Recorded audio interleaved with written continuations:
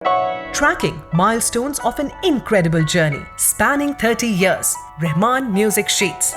My biggest problem was I couldn't work nights. And Rahman's thing was, biggest problem was he couldn't work in the day. He had to work at night. The Taal song, Sawan ne aaj to, the notes were very high. So I told him I can't, it's too high for me, I can't sing it. He said, you can sing it. I said, I can't sing it. He said, you can sing it, just sing it. Alka Yagnik refused to sing for Roja and regretted it later. In 1999, history was about to repeat itself.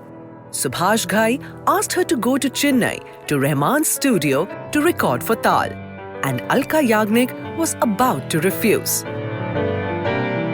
Before that, I had been singing for Subhash Ghai's films in Bombay. I had sung for his Khalnayak, then I had sung for Pardes, all those films. But when he made Taal, this title song, he called me up one day and he said that, okay, you have to come to Chennai tomorrow for this song from Taal. I said, Subhash, I can't do it. I've committed songs here. You know, I'm doing songs in Bombay and I've committed to this. He said, ki, mujhe kuch pata nahi, you have to come. Then I said, nahi, Subhash ji, fir wo sari raat jagna padta hai and this and that, you know. He said,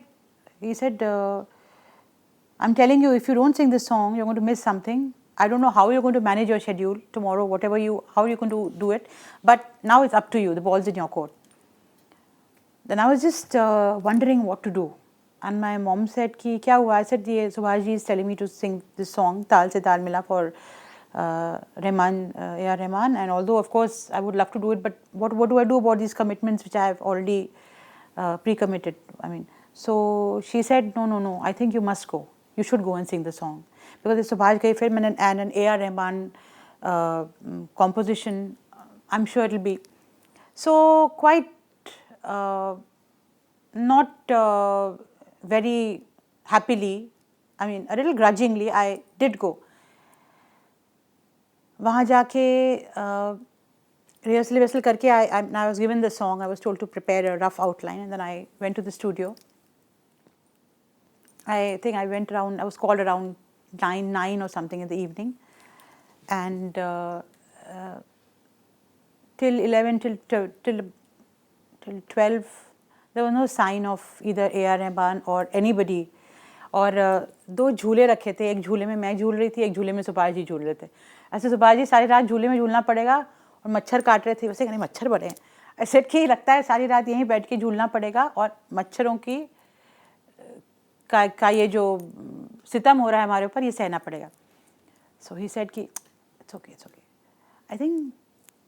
फिर दिन 1 बजा, रात का 2 बजा, and then I said कि अब तो मेरी आवाज़ भी काम नहीं करेगी. Subhash ji, what is this, I can't even sing now. He said कि it's okay, just hang in there. I think around 2:30, a little after 2, he came, absolutely fresh, as though he'd just woken up, you know. And we were both of us like this. He came and he said, okay, come, we'll do it. Man of few words, he never used to speak too much, and but always he had that smile on his face. And I always found something very divine about his face. Every time I looked at it and he smiled, I felt, you know, calm and felt nice. The whole kuch ek the vibes which he gave off were always very, very calm and soothing. And we started working on the song. My voice had completely, because I was not used to late nights. I just couldn't work. My biggest problem was I couldn't work nights. And Rahman's thing was, biggest problem was he couldn't work in the day. He had to work at night. So that was a little bit of a thing. But then I got to the song. Okay, then suppose I sang it twice, then say, okay, now sing this line like this. He would create something and say, okay, now add this. 3-4 बार गवा लेते थे. उसके बाद कहते थे, okay, now do the antara. He assembles the song finally. He gets his little bits of his singing, his alaps, his music, whatever, and then he sits and assembles the song. That's where the song is ultimately made. And I think by around 4 in the morning, we were through with it. The song is, we all know the kind of adulation it got, the kind of popularity it got. But that experience, by the time the song was done, I felt that this time, this time was the best to work on a song, to sing a song, because there was no disturbance, no phone calls, no people walking in. It was peaceful, quiet. Just ARG was there, Subhash Ji was there, and I was there.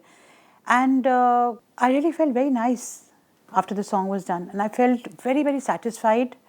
And after that, I knew, whenever I was called by A.R. Rahman, I knew I would have to work the whole night. But I really enjoyed it after that. And I realized that why he wants to work when it's night and it's quiet and you're disconnected with everything else, you know.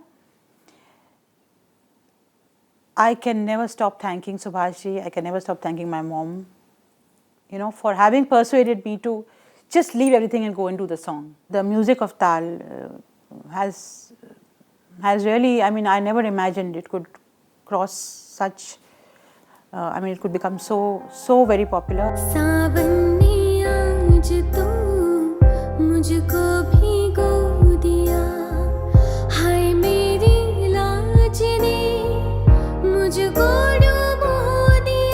The Taal song, Sawan ne aaj to, the notes were very high. So I told him I can't, it's too high for me, I can't sing it. He said, you can sing it. I said, I can't sing it. He said, you can sing it, just sing it. And I don't know how, it was just like, you know, I just managed it. You know, it was so, it sometimes he seemed to know even what I didn't know about my own singing.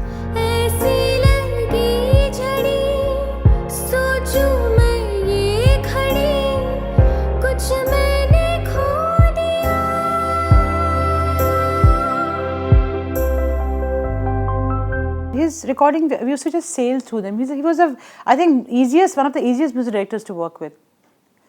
I used to always feel I haven't done it well. I mean, he used to always say, no, you're fine. You know, मतलब कहते हैं ना एक music director एक singer से बार-बार गवाए, उसको बहुत मेहनत करवाए कि अभी नहीं और अच्छा करो. With him, it was just to sing it twice or thrice max, and he would say it's fine. So it wasn't too much of hard work also, I felt.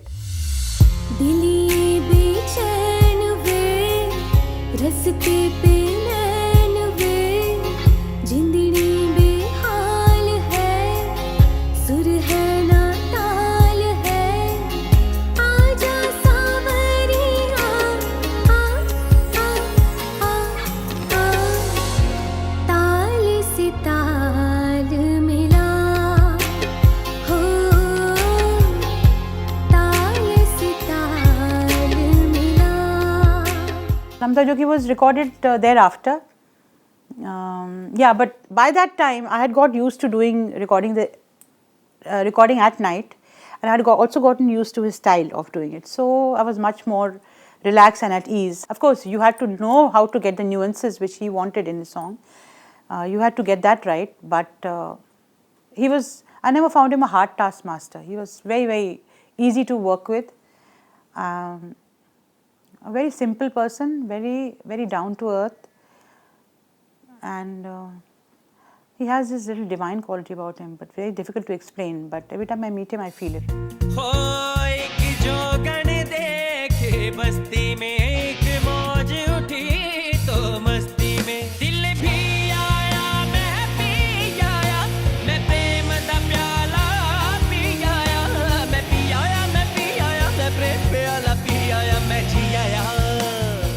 Rahman also says that he selects a particular singer not for the perfect rendition of the song or for perfection in singing, but actually for the tonal quality. Do you agree with that? See, there are singers who are very, in the sense, very, very strong. They're perfect singers. You know, their pitching is perfect, everything is perfect.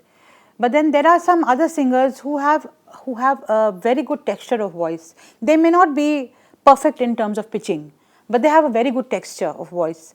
So in today's day and age, when we used to do live recordings earlier, it was very important that the singer should have a good texture of voice. At the same time, should be a strong singer in terms of pitching and harkatein वगैरह. But in today's times, things have changed vastly. Now, the machine can handle pitching. Technical advancement has helped to sort out these problems, to helps to sort out pitching problems, to help to sort out problems in tempo also. Suppose a singer is singing a little out of tempo, he can be brought in the correct rhythm with the help of with technical help. But जहाँ तक texture of voice is concerned,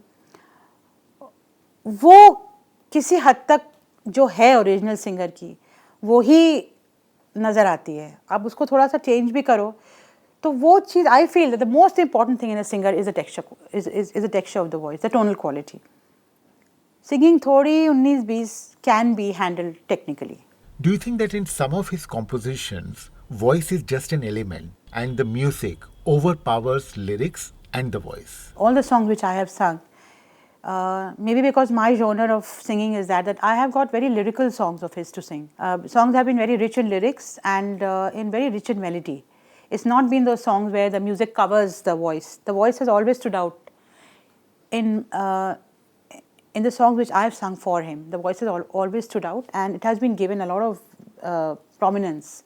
You won't find any of the songs which I have sung for him where you'll find that the music is covering the voice and the voice is getting lost in it.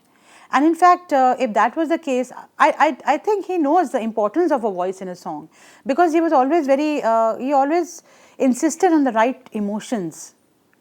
You know, I mean, we all know that you can play with the voice and change its texture, but you can't bring soul into the singing. So he was very particular. He said, I want soul. Don't worry about the notes. Don't worry about little pitching here and there. That is not a problem, because that I handle. But what is most important is that I want very soulful singing. I want you to sing from your heart. That's what he always emphasized on. And as I said, the song which I have sung for him, I have found that the voice is kept very, very prominent. And every word, I think it's my good fortune, the songs I've sung for Lagan, songs for Taal, Swades, Zubeda, all these songs have been very melodious numbers with very rich lyrics and very rich melody.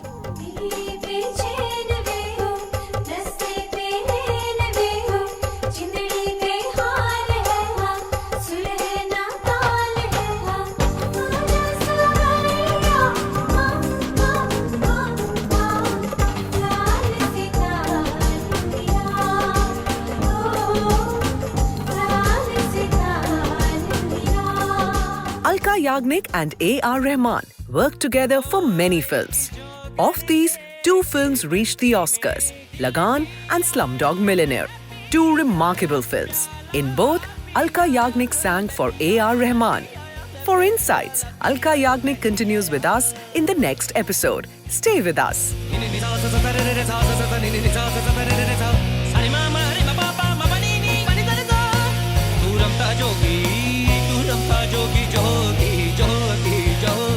Rahman Music Sheets will continue to track his incredible journey to superstardom, connecting you with his creative partners, also engaging with musicians he inspired. If you have reinterpreted or recreated Rahman's music, share your videos. If selected, you will get featured on Rahman Music Sheets. To submit your videos, log on to our website O2-india.com.